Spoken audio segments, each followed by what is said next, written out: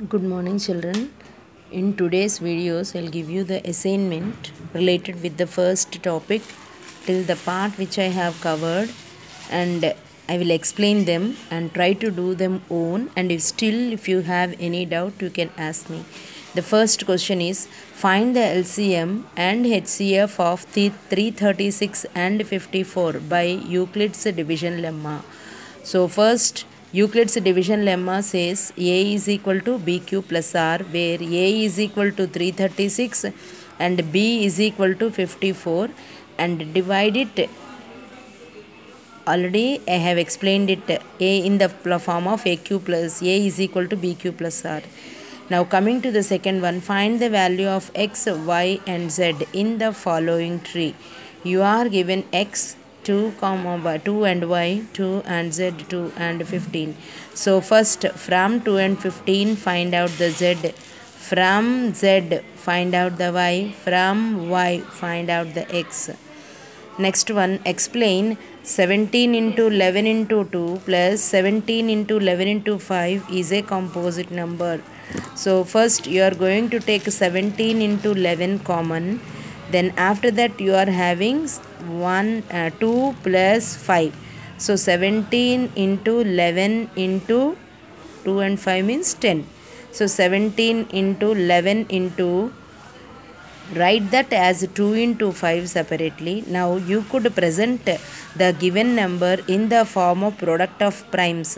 Therefore you can say that it is a composite number according to the fundamental theorem of arithmetic.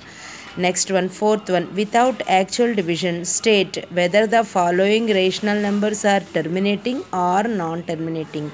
Now do the prime factorization for the denominator, and in the denominator is containing only 2 or 5, then it is a terminating decimal. Other than that, if you have any number, then it is a non-terminating repeating decimal. Next, 64 by 555 is the same thing. Do the prime factorization of 455. If the 455 is containing only 2 or 5 in the denominator, then it is a terminating decimal. Otherwise, it is a non-terminating repeating decimal.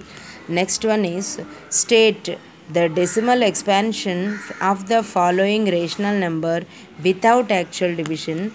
I did not give you this. They are, the first question is 143 by 11. 143 by 11. Next one is 64 by 5.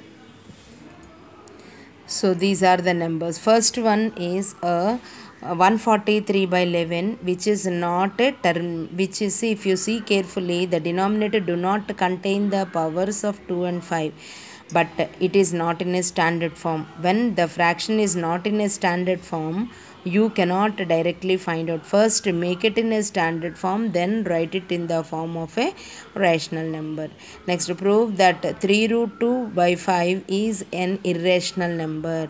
So you will be going with a conditional model. First you are going to take 3 root 2 by 5 as a rational number.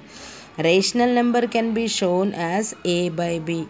Now write 3 root 2 by 5 is equal to a by b and do the cross multiplication. Now leave only left root 2 in your LHS, and remaining all of them should be transposed to your RHS. Your RHS will be integers, means your RHS is a rational number, whereas LHS is an irrational number. Root 2 is an irrational number. So they cannot be equal. Means there is something wrong in our assumption. What is our assumption? 3 root 2 by 5 is a rational number. That is our assumption. Therefore, our assumption is wrong, and 3 root 2 by 5 is an irrational number. Next, determine the value of log 1 by 16 base 2. First, make it equal with x. Log 1 by 16 base 2 is equal to x. You are going to write it as 2 power x is equal to 1 by 16, and 16 can be written as 2 power 4. 2 power x is equal to 1 by 2 power 4. Now 2 power x is equal to 2 to the power of minus 4. When you bring your denominator to your numerator, the exponent becomes negative. So that becomes 2 to the power of minus 4. Now the bases are equal, exponents may be equated. Next, find any rational number between 3 1 by 3 and 3 2 by 3. Already you have learnt that in your earlier class. Anyway, I will explain you once again. 3 3s are 9, 10 by 3 and 11 by 3. 10 by 3 and 11 by 3. No, though the denominators are equal, there is denominators are equal. 10 and 11 are the consecutive numbers, so directly you cannot get it. The formula for it is a plus b by 2. 10 by 3 plus 11 by 3 must be added, and that product, that sum must be divided with 2, so that you are going to get one number which is a rational number between these two. Next, Euclid's division lemma to show that any positive integer is in the form of 6q plus 1 or 6q plus 3 or 6q plus 5 when q is some integer. Use the Euclid's division lemma, means let a is equal to any positive number and b is equal to 6, because 6q plus 1 means in the place of b, a is equal to bq plus r, b is replaced with 6 here. So a is equal to any positive integer and b is equal to 6. So when b is equal to 6, divisor is equal to 6. So remainder must be always less than the divisor. Therefore 6 remainder must be less than 6. So the possible options for it are 0, 1, 2, 3, 4, 5. Means 0 is less than or equal to, r is less than 6. So 0, 1, 2, 3, 4, 5. Of them what happened? You can substitute the r with 0, 1, 2, 3, 4, 5. Whereas you are going to get 6q plus 0 in the first case, 6q plus 1 in the second case, 6q plus 3 in the third case, 6q plus 4 in the fourth case, and so on. Now 6q plus 0 is a even integer, therefore you will not be taking it. You are given clearly positive odd integer.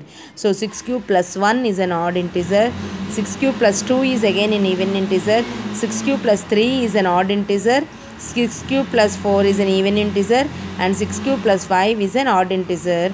And this is how you will solve this sum. And the last 10th question is, prove root 2 is an irrational number. That was clearly explained in your previous videos. Once you check it, complete them, and if you have any doubts, please send them to me so that I will go with that concept again. Thank you.